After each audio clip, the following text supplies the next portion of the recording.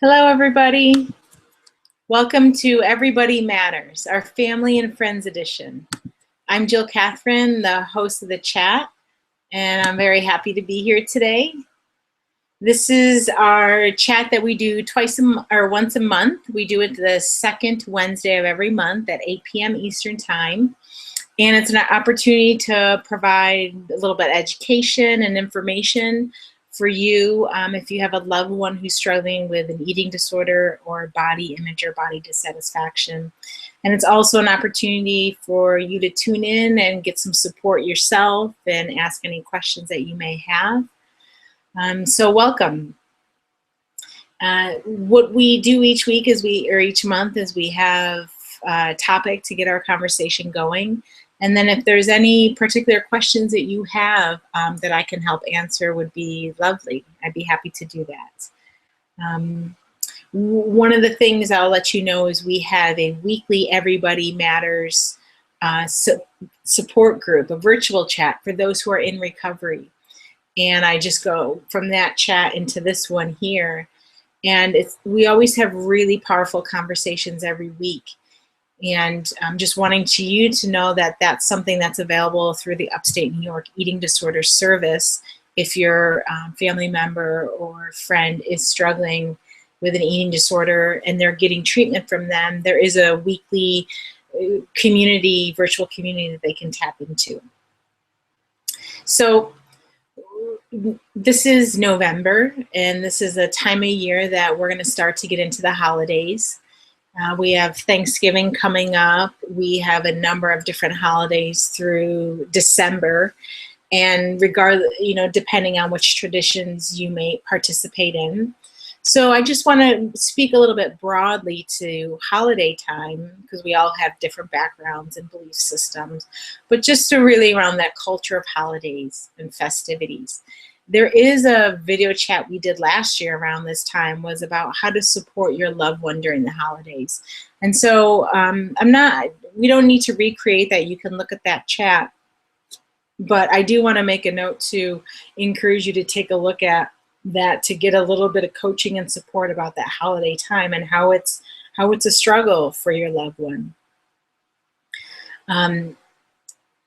One of the things that was really big on our chat this week with those who are in recovery is the question of identity. Of who am I? At the core, of your loved one who's struggling with this disease, that is a question that is pulsating and is needing attention from them to answer, who am I? Eating disorders come into our lives through all different reasons, and body dissatisfaction and body image issues. Our culture plays a significant role in the way we see our bodies and judge our bodies and think about our bodies. But the eating disorder is take things to another level that becomes a disease of the brain and how that brain-body connection is happening. But the identity component is a really critical piece. Who is your loved one? That's something that they're really struggling to figure out who they are. There's many common traits that those of us who have struggled with this disease have. Tend to be perfectionists, people pleasers, high achievers, put a lot of pressure on ourselves. We don't like to create waves. We tend to be good listeners. We tend, though, not to share too much about ourselves. We don't like to be vulnerable. We tend to be highly sensitive, very sensitive to criticism. And we tend to be chameleon-like. We can fit in all different environments and get along with all different type of people. So there's a real sense of being able to, our external self can help a lot of people, get along with a lot of people, is very connected to people, but there's a disconnect from that outer self to the inner self. And that inner self feels not good enough, never thin enough, smart enough, pretty enough, fit enough, whatever, strong enough, whatever it may be, that sort of never enough feeling, and which is a human trait to have, but it's deeply pushes at the core of your loved one, at that individual. And of course your loved one is unique, but these are just sort of, you know, these are common traits and experiences of us humans who struggle with this. So deep at the core of the identity is that real sense of inner conflict of not enough and of who am I? You know, we have these traits of being able to get along with a lot of people and fit in a lot of environments. So there can be a disconnect from then who are we ourselves. So that question of identity becomes really important. And then it becomes really important then when our identity is something external to us. So for example, I was a athlete growing up, and I'm still an athlete today, but I really only knew who I was by playing a sport. It was everything to me. It was my whole world. You know, how many young people, it's what we do that's our whole world. And even as we grow older, what we do can kind of be who we think we are. We place our entire sense of self on as to what we do. You know, so it's not just young people. This happens to us as adults, but as young people or wherever stage of life your loved one is at who's struggling with this, when they put their whole sense of self into what they do, what happens if they can't do that anymore? Then who are you? What then happens? And that becomes a real scary place to be in. You know, I had this identity of I'm an athlete. That's all I knew, what I was and what I did. And when I got sick with my eating disorder, I couldn't play athletics. I wasn't able to play for a period of time. And then I had no idea who I was. You know, I had no sense of inner self because I had a real strength, or I had a real sense of outer self, you know, to get along, everything outside of me. So I share this around identity because there's going to be many stages that your loved one goes through in their healing and recovery process from an eating disorder. There's stages, there's psychological stages they're going to go through, emotional, physical, spiritual stages. And one of the key stages of this healing is the identity question. Like I said, I came off a chat with those in recovery, and they're really trying to figure out, who am I? Because for some people, when the eating disorder is in their life, that becomes their identity. I'm this label, I'm an anorexic, I'm a bulimic, I'm a binge eater, whatever it may be, they then identify with disease. But then what happens if you're letting the disease go and you're healing? Then who are you without the disease? So it goes back to choosing identities for ourselves that are outside of ourselves. And this is what now, you know, our group is looking at, is who am I without this eating disorder? Who am I? What is my identity? And so I share this with you, so as your loved one go through their stages, there's opportunities for you that can, by you having this awareness, is a huge critical component. You can help be a supporter in their journey of discovering who they are.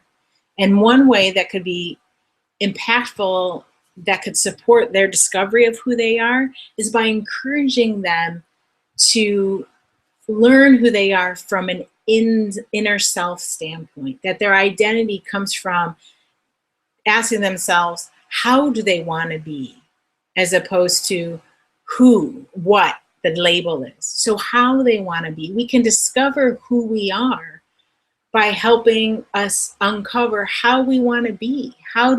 What type of person do we want to be? Not what do we want to do, because what if that doing changes? But how do we want to be? And what ways are unique in our own nature or our own identity? So your loved one, each of us have parts of our selves, our inner self, that comes natural. It's excuse me, it could be natural for one person to be very nurturing. It could be another natural way for someone to be to just be courageous and take certain type of risks and be adventurous. And so there's different parts of who we are inside, the way that how we want to express ourselves.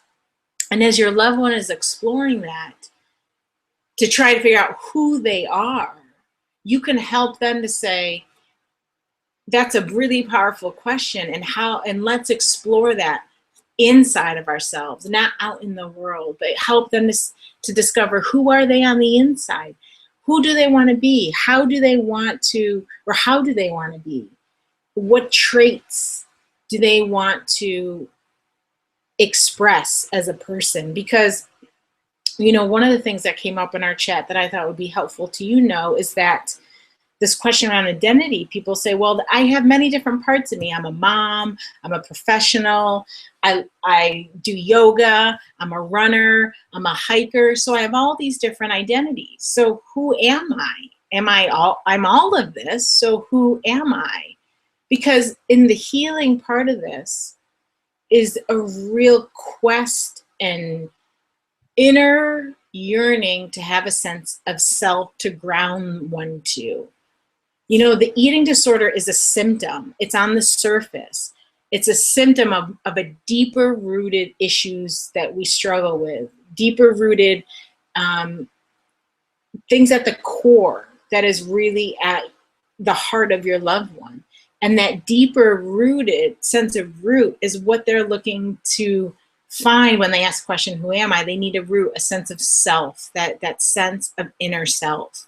And so, yes, I do all these things, I am all these things, but who we are is the person we bring to all those things. It's the person we bring as a mom. It's who we bring to as the professional. It's who we bring through as the hiker. There are parts, who we are is the part that doesn't change no matter what we're doing. Yes, based on our environment, we might have to activate other parts of who we are more or less, but the core of who we are is what we want to bring to everything we do. And that's a real discovery process for those in recovery, is trying to figure out, who am I inside? If I'm not this disease, if I'm not this person that I'm trying to live up to, if I'm not lost in my obsessive negative thoughts, then who am I? And so as you have the privilege and opportunity to support your loved one, you can help guide them in their own questioning to go inside themselves, and to encourage them to do it, and to ask the deeper questions, and to ask them to redefine what they think it even means to know who they are. So when we look at supporting, those who are struggling with this disease, there are many very tangible ways to support somebody. Is to encourage them in their treatment, encourage them in their counseling, encourage them in those steps of recovery. Those treatment, those aspects that they're doing on their treatment team, to go to their appointments, to support them in that, to ask them how things went, to not focus on the food, to not focus on the numbers. Those are very specific things. And those are tangible and powerful. And yet just as powerful are these more conversational, cultural, deeper thinking ways to support your loved one. And this is really at the heart of the healing. So I offer this so you know that this question of who am I is going to be running through them at many different stages.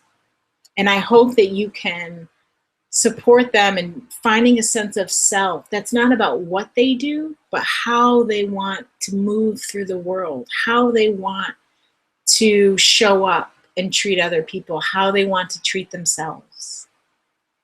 Thanks for tuning in. We'll see you next month.